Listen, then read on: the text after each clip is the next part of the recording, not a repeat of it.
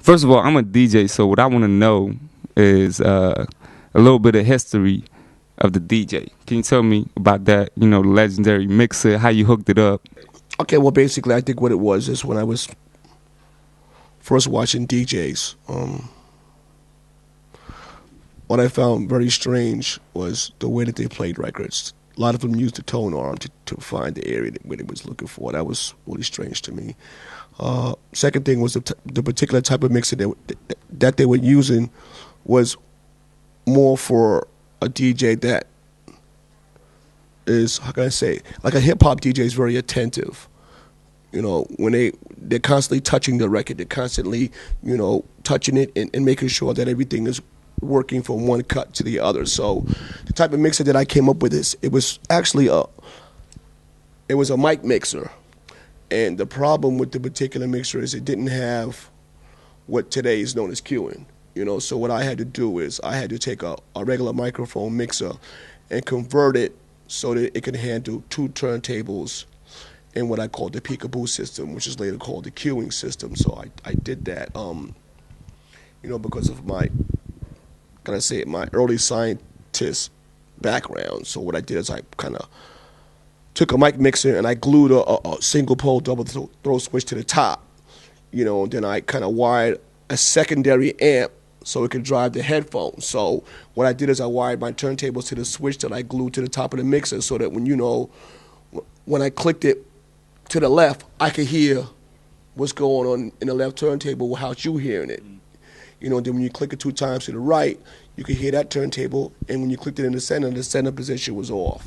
So that was kind of like basically the start of my scientific venture into actually coming up with the DJ science. And then, you know, watching DJs play, they was always on the tone arm, And I think how I came up with the whole idea of how I mixed and come up with the Zuka Zuka and the rubs, they call it lots of names now, but anytime you see that DJ touching the vinyl, you know, it's my science, you know. So basically, a lot of the drum breaks back then were on like rock records, jazz records, blues records, funk records, and the drum break was always, you know, crazy short.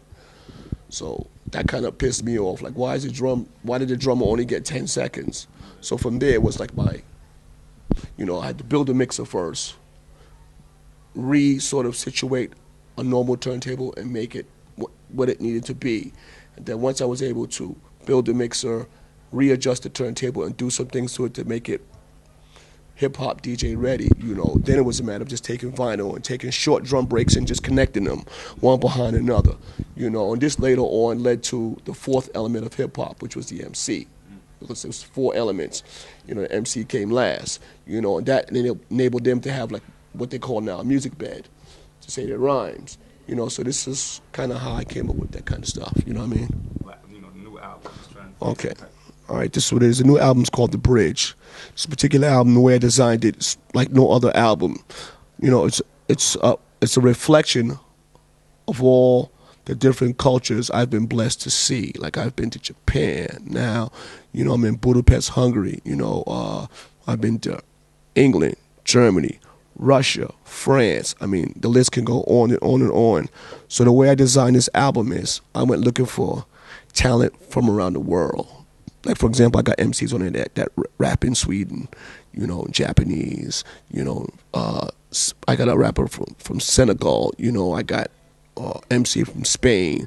I brought in KRS-One. I brought in Busta Rhymes, Snoop Dogg, Q-Tip, you know. And I also brought in unsigned hype, too. So I took all these different elements, man, and I kind of just put them all together on tracks that have also different types of signatures. Some of them have like a underground feel, some have a R&B feel, some have a commercial feel, some have a pop feel. You know, the same way I would put together a DJ set. You know, I might play a jazz break with a drum break in it, you know, or a funk break or a pop break, you know, and that's the way I put this album together. It's called The Bridge, Concept of a Culture. It's been out 3 weeks now. It's a brand new baby. Go cop that.